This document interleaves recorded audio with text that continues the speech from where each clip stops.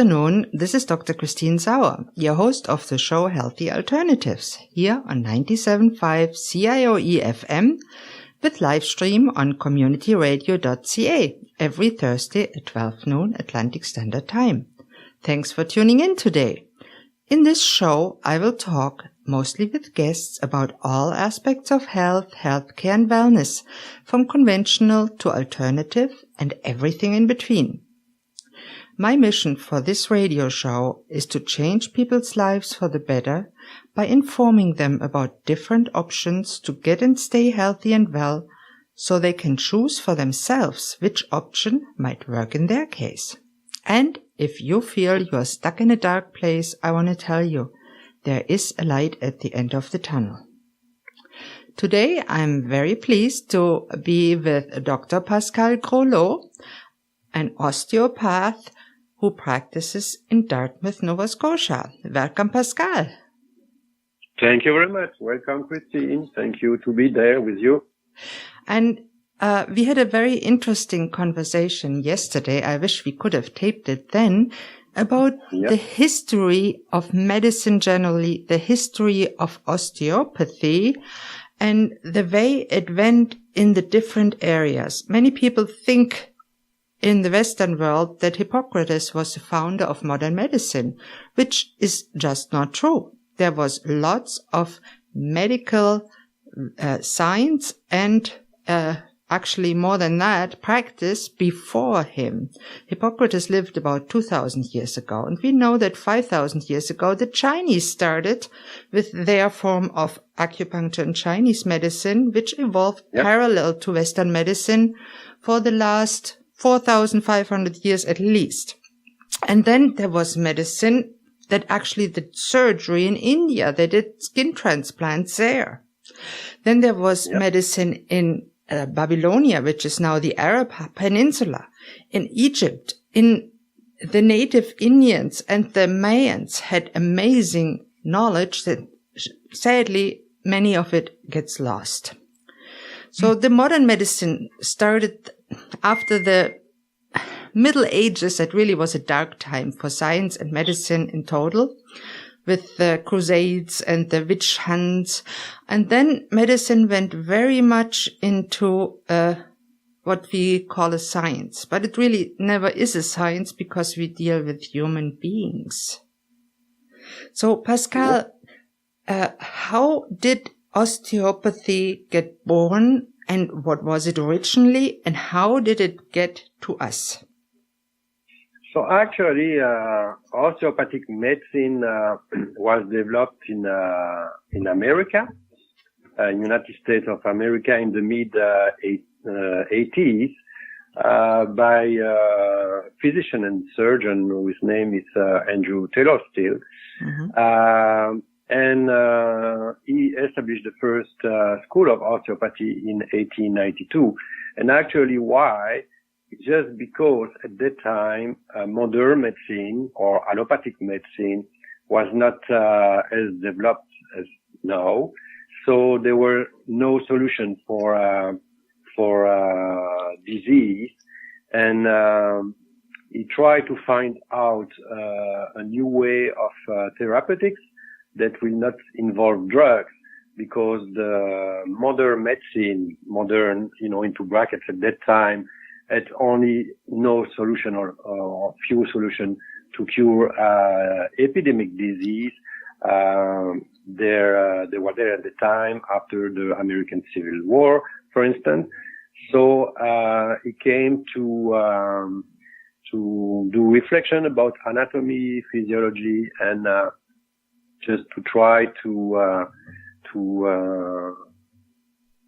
cure those diseases by rather manual techniques and contact than drugs. They were not effective at that time.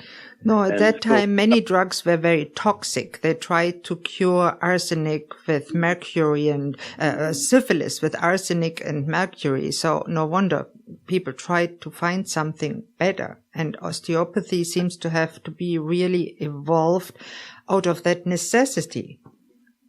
Yes, correct. And he developed osteopathy, which is not the good word to tell what it is, because osteo is from bone and pathy from pathology, so it's not really the pathology of the bone.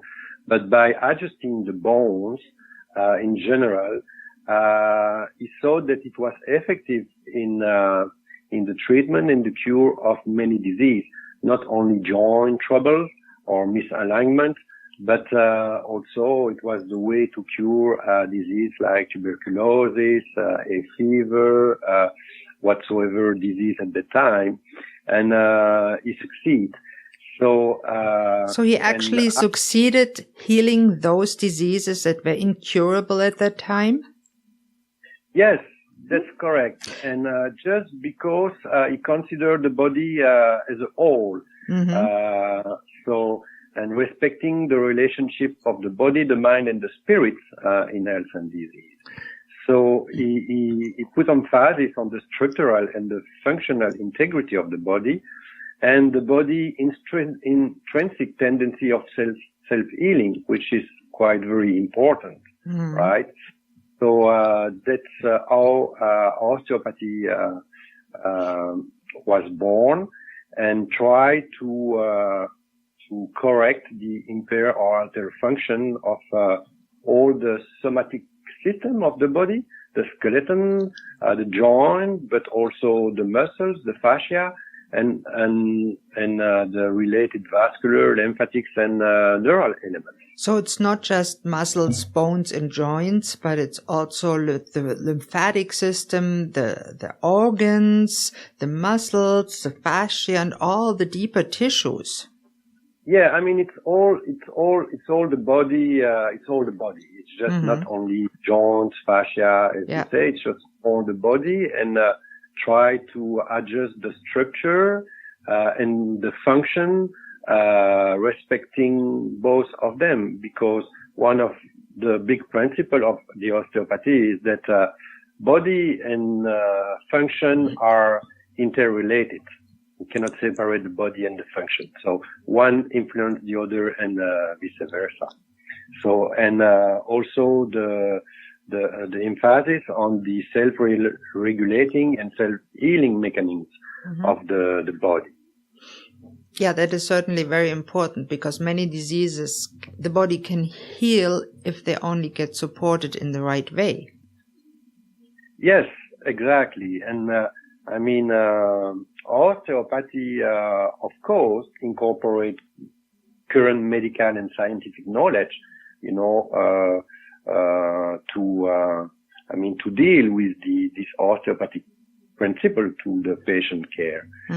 So, every patient is different. So the osteopathic medicine is patient-centered medicine. So it's not, relate or put emphasis on the symptoms, but the emphasis is put on the patient. Everybody is different. So even though the disease is the same, but the course of the disease might not be the same. And so to try to find the cause of the problem, but not the symptoms. So that is very interesting. So you deal really with the whole body. Now, what many people will ask, what really is the difference between an osteopath and a chiropractor?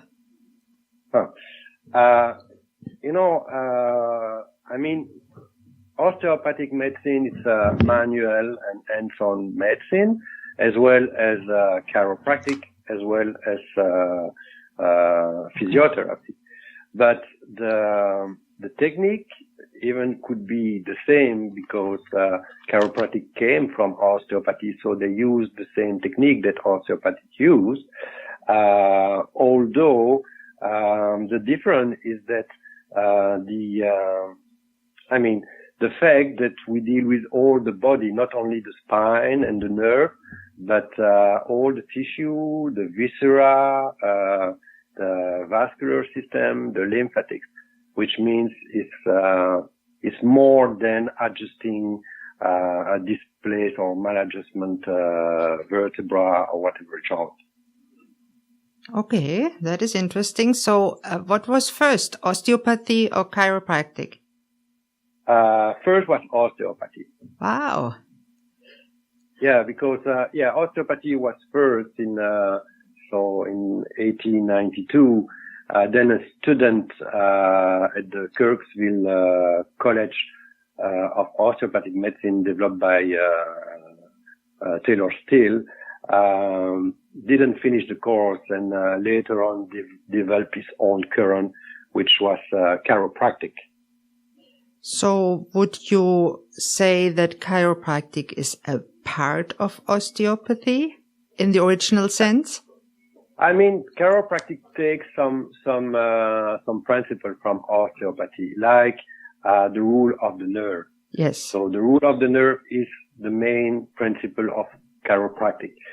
So if you are just a displaced vertebra with the nerve, so the nerve will heal, and therefore the organs related to the nerve, or the muscles related to the nerve, or the vessels related to the nerve will heal as well.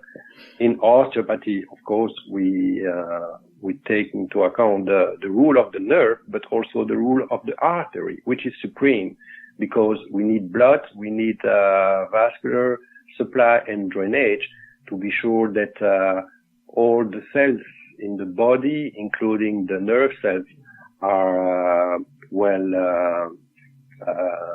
fed, and then the body can work properly. Wow, now this is really interesting, and we have to end the first part pretty soon, but I want to say that in the second half we will talk some more about the differences and what an osteopath really does, what it is in practice, what the different forms are, and why different osteopaths with different training do different things, which many people have no idea how osteopathy got into Canada, how it went from the States to Europe and back.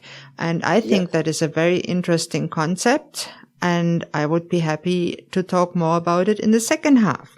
And this brings us to the end of the first half of today's broadcast here on 97.5 COIE-FM Community Radio. Please tune in after the commercial break for more with osteopath Pascal Groleaux. Thank you.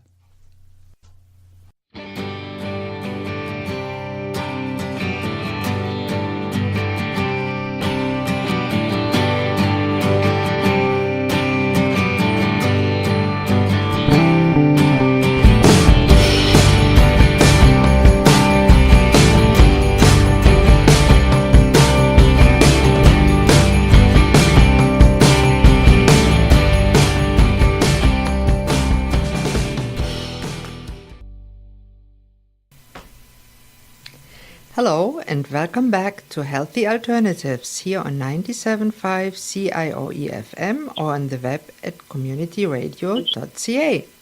I am your host, Dr. Christine Sauer, and I am with today's guest, osteopath Dr. Pascal Groleaux. In the first half, we talked a little bit about the history of medicine, osteopathy, and it is really a fascinating history about why it was formed in the 19th century as a means of treating then untreatable diseases. So tell us a little bit more about how that developed and how it went across the ocean and then back to us in Canada. Yes, sure. As I said, osteopathic medicine was developed in the States in early 1900s, and one of the first students at the osteopathic school in Kerrville was a UK guy from Great Britain. His name was John Martin Littlejohn, and he left the US and came back in the UK just in the middle of the First World War, and he opened the first college of osteopathy in London at the British School of Osteopathy in 1917. And and the school developed. There was 2 other schools in the surrounding of London. So Maidstone was part of them. The European School of Osteopathy, the Maidstone College of Osteopathy, and then the osteopathic training developed in UK. But what is important to know is that in the US, the osteopaths are trained as physicians, like the allopathic doctors. And contrarily, in Europe, because in UK they didn't want that osteopath become a medical doctor, so they learn everything about medicine the same way, but no drugs and no surgery. So do I get that right, that in the US, an osteopath can do surgery and prescribe medications? Yes, sure, but okay. I mean, this is not... No, that's not generally done, but the education is similar to that of a conventional medical doctor? They have 200 hours more of medical education because it's these 200 hours more. It's about osteopathic medicine. Wow. So, but otherwise they can prescribe drugs and do surgery. But of course, this is not the philosophy of osteopathy. Yes. So, all these osteopathic physicians in the States, actually there are a lot. There are about 90,000 osteopathic physicians in the States, right, which is a lot because there is only 130,000 osteopaths in the world.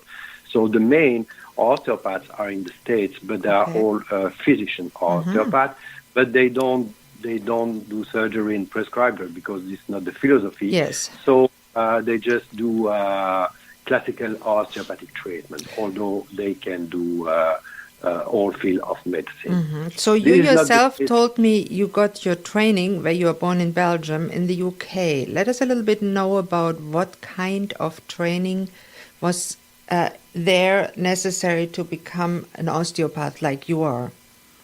So in Europe, we have to wait until 1997. So it's quite recent that osteopathy was regulated in UK, not before. And before it was quite a mess because although there are several schools of osteopathy in UK, not all the schools dispense the same kind of training. And osteopathy went very quickly out of what was at its origin. So the philosophy of osteopathy was declined in Europe because the classical way was not really followed, only by one college, which was the Maidstone College of Osteopathy, and I did my training there. So I had the chance to get a pure classical osteopathic training, like it was at the origin in the States. And now the tendency is to go backwards to its origin, like it was, and this is, very good news.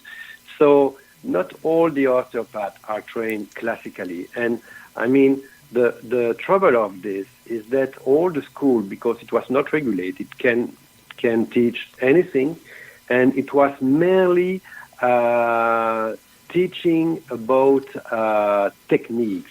So it was more osteopathy as a system of therapeutics instead of a system of medicine. And so different kind of technique or fields came, like visceral osteopathy to treat the viscera, like craniosacral osteopathy for the cranium and the energetic stuff, and all kind of technique. So it was merely a form of an addition of different kind of techniques. But osteopathy is not techniques. Osteopathy is just a medicine. So this is the difference. And unfortunately, many schools in the world, I'm not talking about the US because they have the long history about practicing osteopathic medicine, but in Europe, in Australia, and then afterwards in Canada, because in Canada, osteopathy is quite new. It was founded by a French osteopath who was,